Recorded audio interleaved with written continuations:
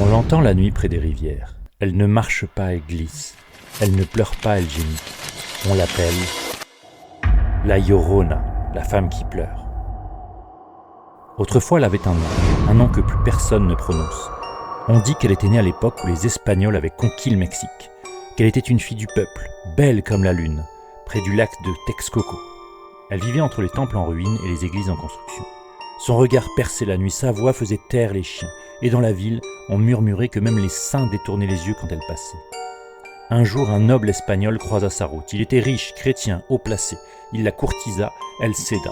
L'amour, pensait-elle, pouvait briser les chaînes. Elle lui donna 2 enfants, et pendant un temps, il la traita comme une reine.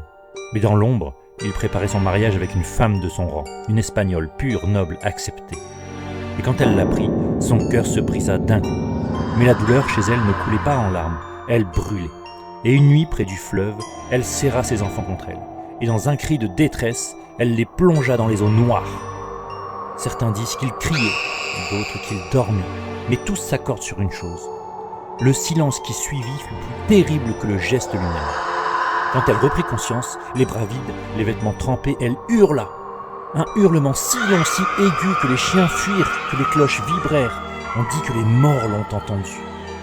Les gardes la trouvèrent à genoux, regard vide tourné vers le fleuve, et le peuple choqué demanda justice. Elle fut condamnée, pendue, enterrée à la hâte, loin des saints, loin de ses enfants. Mais la mort ne l'a pas libérée, elle l'a enchaînée au fleuve.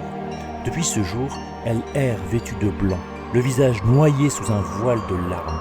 Chaque nuit, elle remonte les berges, les ruelles, les lisières de forêt, appelant ses enfants. On l'entend gémir. Mes enfants, où êtes-vous, mes enfants? Parfois, on croit voir une silhouette flottant dans la brume. Parfois, une femme se penche au-dessus d'un berceau. Pour certains, c'est une malédiction divine, qu'elle est punie pour avoir défié l'ordre du monde.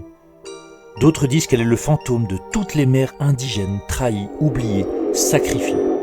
On dit qu'elle apparaît à ceux qui font mal aux enfants, à ceux qui s'approchent des eaux interdites, qu'elle enlève les âmes, qu'elle possède les rêves et que personne n'échappe à sa plainte.